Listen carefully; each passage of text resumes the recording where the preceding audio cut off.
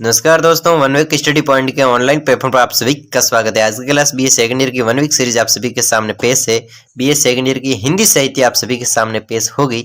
आज की class part 5 के साथ में स्टार्ट होगी। दोस्तों, क्लास स्टार्ट करने से पहले एक मोटिवेशन लाइन देख लेते हैं कि तेरे गिरने में तेरी हार नहीं, तेरे गिरने में तेरी हार नहीं, तू इंसान है अवतार नहीं। तू गिर उठ चल दौड़ भाग, तू बार बार हारेगा लेकिन हर बार नहीं दोस्त, हर बार नहीं। इस मोटिवेशनल लाइनों के साथ में आज की क्लास को स्टार्ट करते हैं। दोस्तों चलिए, आज की क्लास में हम वैसे अति इम्पोर्टेंट ये दोहा है आप सभी के सामने। कुछ लाइनें हैं कि तू नहीं स्त्री और नहीं पुरुष। ये लाइनों के क्लास स्टार्ट करने से पहले मैं आप सभी से एक निवेदन करूंगा, एक रिक्वेस्ट है। ये क्या बता रहा है कि नहीं स्त्री और पुरुष का परस्पर विश्वास पूर्वक अधिकार, दोनों स्त्री और पुरुष का विश्वास पूर्वक जो अधिकार है और सहयोग, उस दोनों का आपस में सहयोग ही विवाह कहा जाता है। विवाह क्या है कि दोनों स्त्री पुरुष का आपस में सहयोग और आपस में विश्वास पूर्वक जो एक सहयोग होता है उसे विवाह कहा जाता है। यदि ऐसा न हो, तो यदि ये विश्वास और सहयोग न हो, आपस का सहयोग न हो, तो ये धर्म नहीं विवाह खेल हो जाता है। दोस्तों, इसकी सप्रसंग व्याख्या हम इस प्रकार देखेंगे कि अगर आप भी अपने हिसाब से लिख सकते हैं, लेकिन एक बार देखा हुआ वन वीक सीरीज में अपने पढ़ा हुआ कभी वैसे भूलते नहीं, अपने हिसाब से भी लिख सकते हैं। दोस्तों, इस वन वीक सीरीज के अनुसार हम इसको देख लेते हैं कि इसकी सप्रसंग व्याख्या क्या होगी। प्रस्तुत अवतरण, इसके बारे में लिखना है कि ये अवतरण है, ये जो संख्या की ये लाइन है, ये कहाँ से ली गई है कि ध्रुव स्वामिनी नाटक के तृतीय अंक से। कौन से अंक? ध्रुव स्वामिनी नाटक है, आपकी किताब में ध्रुव स्वामिनी नाटक है, उसकी जो तृतीय अंक है उससे, उस अवतरण से लिया गया है। नाटक के तृतीय अंक में पुरोहित, मंदाकिनी और ध्रुव स्वामिनी तीनों का वार्तालाप चल रहा है। वैसे इसमें अनेक सारे वीडियो बन चुके हैं, आप देखिए, जाकर देखिए। दोस्तों, आपको जरूर वीडियो ध्रुव स्वामिनी के बारे में, वैसे क्लासें 3 क्लासें हुई है, चौथी क्लास है वैसे देखा जाए तो क्या कह रही है कि नाटक की तृतीय अंक में, इस तृतीय अंक में, नाटक के तृतीय अंक में पुरोहित, मंदाकिनी और ध्रुव स्वामिनी, इन तीनों के बीच में जो वार्तालाप चल रहा है उसके बारे में ये लाइनें बता रही। क्या लाइनें, क्या वार्तालाप चल रहा है कि पुरोहित यह बतलाने का प्रयास करे, वो पुरोहित है, इसमें जो पुरोहित शामिल है, इन तीनों आदमियों में जो पुरोहित है, ये पुरोहित बतलाने का प्रयास कर रहे हैं कि स्त्री सदैव रक्षणीय होती है। स्त्री को जब पति प्राप्त होता है, स्त्री को जब पति प्राप्त होता है तब वह अकेली नहीं होती। जब स्त्री को पति प्राप्त होता है, वैसे वो पुरोहित क्या कहता है कि जब स्त्री को पुरुष वैसे पति प्राप्त होता है तब वह अकेली नहीं होती है और न वो और अपने दाम्पत्य जीवन में प्रवेश करके जीवन का एक नया अध्याय प्रारंभ करती है। जब वो अपने पति से मिलती है तब वो अकेली नहीं होती है, तब वो अपने दाम्पत्य जीवन का अध्ययन प्रारंभ कर लेती है। मंदाकिनी ने यह कहा कि स्त्रियों को धर्म बंधन में बांधकर नया अध्याय प्राप्त कर लेती है। वो धर्म बंधन, विवाह एक प्रकार का धर्म बंधन है। जब वो पति से अपनी जो वो सहयोग की भावना होती है, वो अपने जीवन में, एक दाम्पत्य जीवन में प्रवेश करके जीवन का एक नया अध्याय प्रारंभ करती है। जब उसका विवाह होता है तब वह दाम्पत्य, पति और पत्नी के जोड़े को क्या कहते हैं? दाम्पत्य। तो वो एक दाम्पत्य जीवन का एक नया अध्याय प्रारंभ कर लेती है। मंदाकिनी ने कहा था, उस मंदाकिनी इसमें शामिल है, उसने क्या कहा था कि स्त्री को धर्म बंधन में बांधकर उसकी राय के बिना उसका अधिकार छीन लिया जाता है। उसकी वैसे देखा जाए तो मंदाकिनी ने यह क्या किया, इसमें इस लाइनों में क्या कहा है कि स्त्री को धर्म बंधन में बांधकर उसकी राय के बिना, उस स्त्री की राय के बिना ही एक उसका अधिकार छीन लिया जाता है। धर्म में ऐसे अपराध को कोई प्रतिकार नहीं है। पुरुष जी इस बात को ध्यान से सुनते हैं और उसके मस्तक की रेखाएं वक्र नहीं होती है। वो पुरोहित है, उसकी राय को, इसमें क्या कर रहा है, धर्म में ऐसे अपराध को कोई प्रतिकार नहीं है। पुरोहित जी इस बात को ध्यान से सुनते हैं। वैसे उस मंदाकिनी की बात है, उस मंदाकिनी की बात को पुरोहित है वो ध्यानपूर्वक सुनते हैं और उसके उसके सिर की रेखा है वो वक्र होती है। उसके सिर की रेखाएं वक्र होती है, वे इस प्रसंग में विवाह और धर्म दोनों की एक साथ व्याख्या करने लगते हैं। वो पुरोहित जी है, वो विवाह और धर्म की एक साथ में व्याख्या करने लगते हैं। वही व्याख्या इस लघु गद्यांश में अभिव्यक्त की गई है। वो धर्म और विवाह की व्याख्या है जो पुरोहित जी ने की है, उसकी व्याख्या इसके अंतर्गत दी गई है। क्या व्याख्या इस प्रकार है कि पुरोहित जी पुरोहित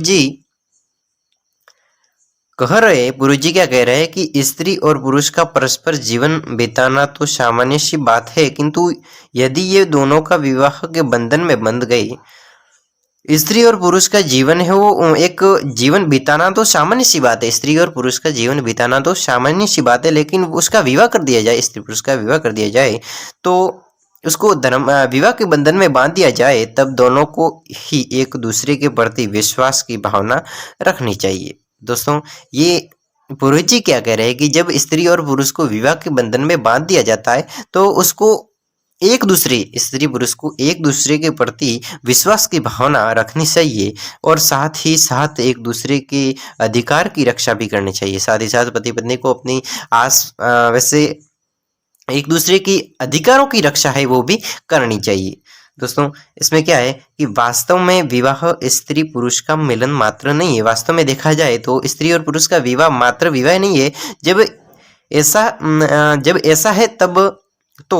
ऐसा है कि स्त्री और पुरुष का मिलन है, वो एक शारीरिक मिलन नहीं होता, बल्कि एक ऐसा मिलन होता है, तो इस मिलन को मात्र शारीरिक मिलन भी नहीं कहा जाता। जब स्त्री और पुरुष का मिलन होता है, उसका विवाह होता है, तो उसका भी ऐसा देखा जाए तो ये शारीरिक मिलन नहीं होता है, वो एक दो आत्माओं का मिलन होता है। क्या कह सकते हैं हम, दो आत्माओं का मिलन होता है, शारीरिक मिलन नहीं कहा जा सकता। यह तो शरीर से शरीर का, मन से मन का और आत्मा से आत्मा का मिलन होता है। विवाह का मिलन होता है, विवाह का बंधन होता है, वो शरीर का शरीर और मन का मन और आत्मा का आत्मा से मिलन होता है। दोस्तों, कहने का अभिप्राय ये है, इन लाइनों का कहने का अभिप्राय ये है कि स्त्री और पुरुष परस्पर एक दूसरे के हो जाते हैं, स्त्री और पुरुष वो एक दूसरे के परस्पर हो जाते हैं और दोनों ही एक दूसरे के प्रति समर्पित होकर पूर्ण विश्वास के साथ में जीवन यापन करने लगते हैं। धर्म के आधार पर स्त्री और पुरुष दोनों के संबंध की व्याख्या की गई है। धर्म के आधार पर देखा जाए तो स्त्री और पुरुष दोनों के संबंध की व्याख्या की गई है। यदि इस दृष्टि से विचार करें, इस धर्म की दृष्टि से विचार करें, तो स्त्री और पुरुष दोनों का परस्पर विश्वास के साथ में जीवन यापन करना, एक दूसरे के अधिकारों की रक्षा करना और परस्पर चरित्र से चरित्र। एक बार पुनः ये क्या कह रहा है कि धर्म के आधार पर हम स्त्री और पुरुष के बारे में देखें, तो यदि इस दृष्टि से देखा जाए कि तो स्त्री और पुरुष का परस्पर विश्वास के साथ में जीवन यापन करना, एक दूसरे के अधिकारों की रक्षा करना, परस्पर विचित्र से विचित्र, आपस में परस्पर विचित्र से विचित्र स्थिति में भी एक दूसरे के प्रति सहयोग करने की भावना होती है, वो विवाह का सच्चा अर्थ होता है। दोस्तों, विवाह का सच्चा अर्थ आप सबने समझ लिया होगा कि एक दूसरे का साथ निभाना, परस्पर एक दूसरे के अधिकारों की रक्षा करना, परस्पर जीवन यापन करना और विपरीत परिस्थितियों में, विचित्र परिस्थितियों में एक दूसरे के प्रति सहयोग की भावना होती है, वो ही विवाह का सच्चा अर्थ होता है। दोस्तों, विवाह कोई ऐसी विधि नहीं है, विवाह है वो कोई ऐसी विधि नहीं है जिसमें स्त्री पुरुष में से कोई भी एक केवल अपने अधिकार की बात करे। विवाह कोई ऐसा बंधन नहीं होता है जिसमें स्त्री और पुरुष में से कोई एक अपने अधिकार की बात करे। स्त्री और पुरुष का जब विवाह होता है तब उन दोनों में कोई ये नहीं कह सकता कि मेरा ये अधिकार है, ये मेरा अधिकार है। उसमें दोनों की बराबर भागीदारी होगी। स्त्री और पुरुष का अपना कोई अधिकार नहीं होता है, आपस में कोई अधिकार नहीं होता है। अधिकार तो दोनों को ही समान रूप से प्राप्त होते हैं, उसमें एक जने का अधिकार नहीं होता है, उसको तो समान रूप से दोनों को अधिकार प्राप्त होता है। इसलिए विवाह को पारस्परिक सहयोग के साथ साथ परस्पर विश्वास और एक दूसरे की रक्षा भावना का परिणाम कहा जाता है। दोस्तों, इसलिए विवाह को पारस्परिक सहयोग, आपस में सहयोग के साथ साथ ही विश्वास और एक दूसरे की रक्षा की भावना का परिणाम कहा गया विवाह को।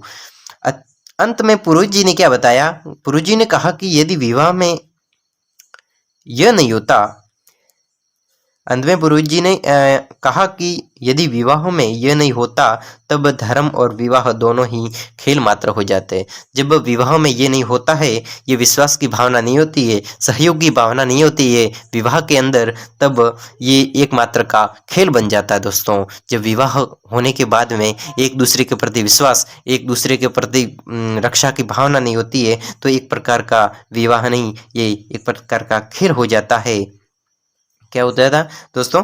खेल हो जाता है मात्र। क्या हो जाता है? खेल मात्र होकर रह जाता है। तात्पर्य यह है, इस लाइनों का तात्पर्य वैसे आपको समझ में आ गया है, लेकिन एक बार पुनः ये बता रहा है कि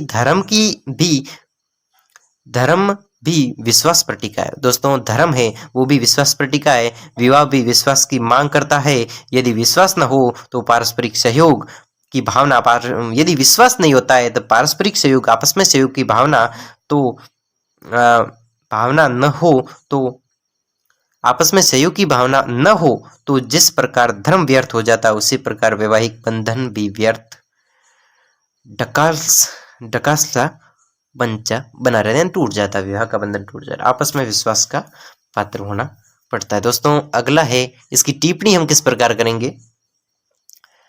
इस हमने जो सप्रसंग व्याख्या पढ़ी स्त्री पुरुष के बारे में, तो इसकी टिप्पणी हम इस प्रकार करेंगे। टिप्पणी क्या है कि गद्यांश में मेन कौन था? पुरोहित जी की बात थी। तो पुरोहित जी ने क्या कहा? पुरोहित जी के माध्यम से जयशंकर प्रसाद ने विवाह विषय को, अपनी मान्यता को तर्कपूर्ण ढंग से संक्षिप्त में सही किंतु सफलतापूर्वक प्रस्तुत किया। इस गद्यांश के अंतर्गत पुरोहित जी की जो बात थी उसको जयशंकर प्रसाद जी ने विवाह विषयक मान्यता को तर्कपूर्ण यानी व्याख्या करते हुए अच्छे ढंग से संक्षिप्त में और सही किंतु सफलतापूर्वक प्रस्तुत आप सबके सभी के सामने, यानी मेन बात लिखी है इसने।